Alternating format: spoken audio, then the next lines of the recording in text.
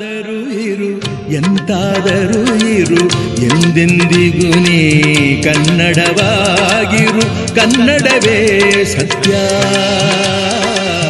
ಕನ್ನಡವೇ ನಿತ್ಯ.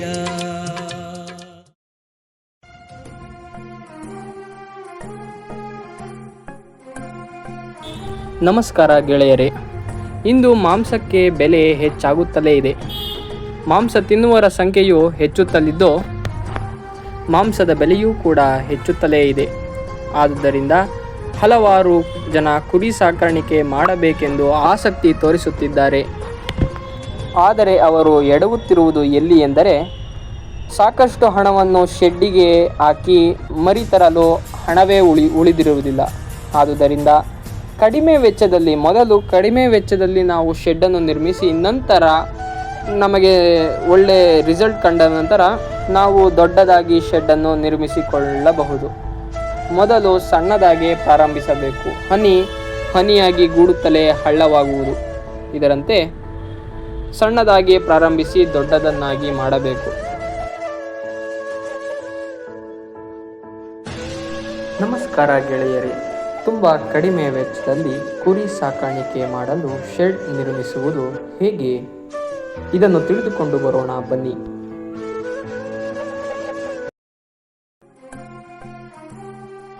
ಎಂಟು ಅಡಿ 10 ಅಡಿ ತಲಾ 3 ಫೋಲ್ಗಳನ್ನು ತರಬೇಕು.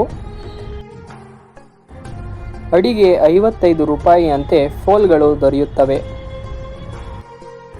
ತಂದು ಪ್ರಕೃತಿಯಲ್ಲೇ ಸಿಗುವಂತಹ ಸಾಧಾರಣ ಅಡಿಕೆ ಮರಗಳನ್ನು ತರಬೇಕು. ಆ ಮರಗಳಿಂದ ದೆಬ್ಬೆಯನ್ನು ಮಾಡಿ ಶೀಟನ್ನು ಹಾಕಬೇಕು. ಒಂದು ಶೀಟ್ 500ರಂತೆ 6 ಶೀಟ್ ತರಬೇಕು. ಫೋಲ್ ಮತ್ತು ಶೀಟ್ ಹಾಕಿದ ನಂತರ ಇಲ್ಲಿ ಕಾಣುತ್ತಿರುವಂತಹ ಮೆಸ್ಸನ್ನು ತರಬೇಕು. 1 kgಗೆ 90 ರೂಪಾಯಿಯಂತೆ ಇದರ ಬೆಲೆಯಾಗುತ್ತದೆ.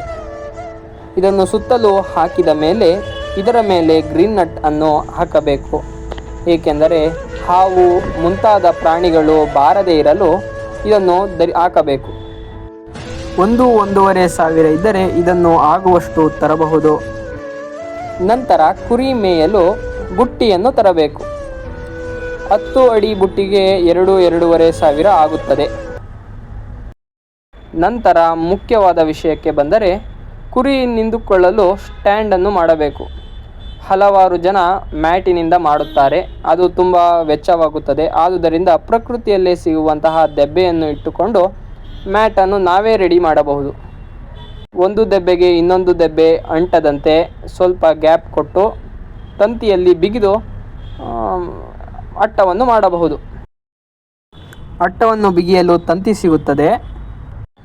kgಗೆ 100 ರೂಪಾಯಿಯಂತೆ ಇದರ ಬೆಲೆಯಾಗುತ್ತದೆ.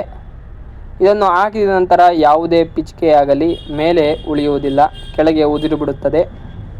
ಸೊ ತುಂಬ ಕಡಿಮೆ ವೆಚ್ಚದಲ್ಲಿ ಈ ರೀತಿ ಶೆಡ್ಡನ್ನು ನಿರ್ಮಿಸಿಕೊಳ್ಳಬಹುದು. ಈ ವಿಡಿಯೋಯಿಂದ ಏನಾದರೂ ಮಾಹಿತಿ ಸಿಕ್ಕಿದ್ದಲ್ಲಿ ಒಂದು ಲೈಕ್ ಮಾಡಿ, ಸಬ್ಸ್ಕ್ರೈಬ್ ಮಾಡಿಕೊಳ್ಳಿ. ಧನ್ಯವಾದಗಳು.